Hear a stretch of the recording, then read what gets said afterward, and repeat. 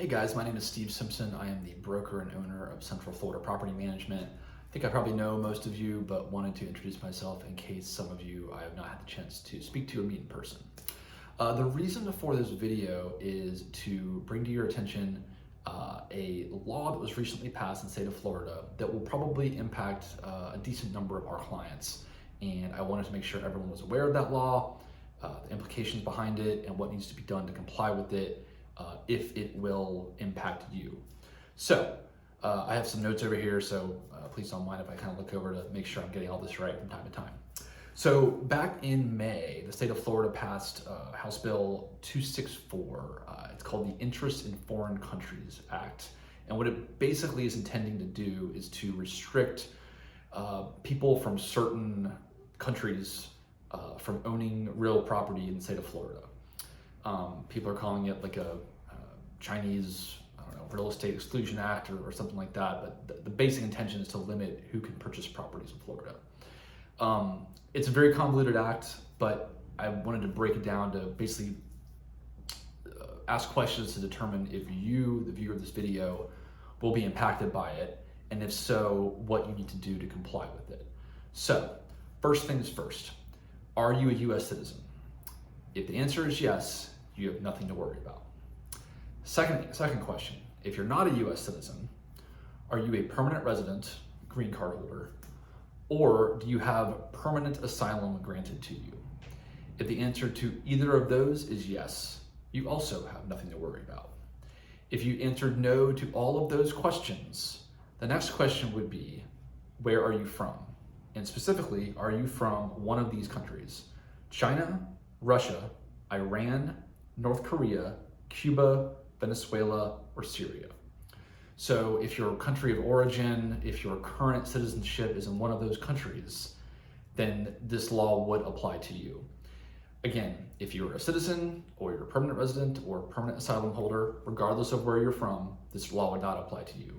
If you're not a citizen or a permanent asylum holder or a permanent resident, but you're not from one of those countries, this also would not apply to you. So it would just be non-citizens, non-permanent residents, non-permanent asylum people from, again, China, Russia, Iran, North Korea, Cuba, Venezuela, and Syria.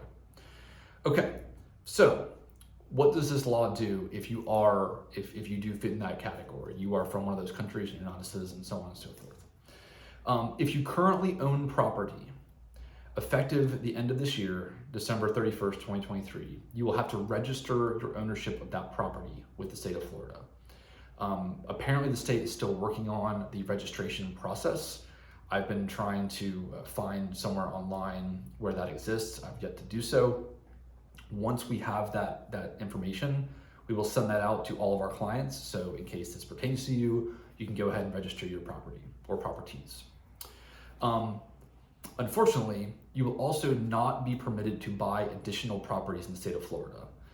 Basically, the way the law works is if you qualify under this law, you are able to keep the properties that you already own, but you will have to register them. And if you do not own any properties currently in the state, you are allowed to purchase one property. It has to be residential zoning, so it can't be commercial, it can't be land, it has to be residential zoning. It cannot be it cannot be on land greater than 2 acres, and it cannot be within 5 miles of a military base. That's pretty much it. The punchline, shall we say, is the failure to comply. Now, obviously this is a brand new law. I have no idea, or I have no knowledge of how this has been, how this is kind of shaken out in the courts in terms of people who are not complying with the law. Kind of an aside, the law is being challenged in court. It's going to appeals process right now. One judge found it constitutional. We'll see how that plays out. It could be all for naught. However, the law does say that if you fail to comply with this law, the consequence, shall we say, would effectively be the state of Florida seizing the property from the property owner. Again, I have no idea how that would shake out in practice. Let's just say, for example, if you forgot to register and then they sent you a notice and then you registered, I would imagine that would be okay. but again, I don't know for sure. I'm just speculating. So the long and short of it is, if you qualify under this law, make sure to register by the end of the year. Again, once we have the link to that registration page, we will send it out to all of our clients. Another kind of aside from this, really for all of our clients, but specifically for those who this would apply to, would be to make sure that the mailing address that you have on file with the county that your property is located in is the correct mailing address. Many of you guys know, I used to be on the code enforcement board of the city of Orlando, and I can tell you it happens very often that the government tries to contact people, and because their mailing address is not correct, the legal mailing address, which is basically the mailing address on file with the county government, that lots of bad things happen because the government cannot get in touch with the person because their mailing address on file is incorrect. So again, for everybody, definitely make sure to do that. But definitely, if you qualify under this law, you do not want to be in a position where you mess this law up somehow, government can't get a hold of you, and they take your property. Wouldn't want that. So again, I didn't want to make this video to freak anybody out. I just want to make sure that that all of our clients comply with it. We consider our responsibility to help people comply with the law. Obviously, you don't want to deal with breaking the law from any kind of criminal or financial penalty situation. And we know that, at least a small handful of our clients will qualify under this law, and we want to make sure that they stay legal to protect their assets. This is a new law. Obviously, it was just passed in May.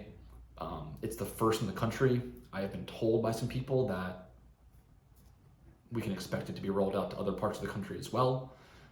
Whether or not that's true, I guess we'll come to see.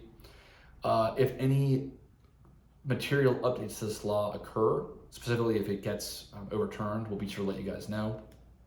And again, as soon as we have that registration page, a link to that page, we will send it out to all of our owners. They're able to register if so.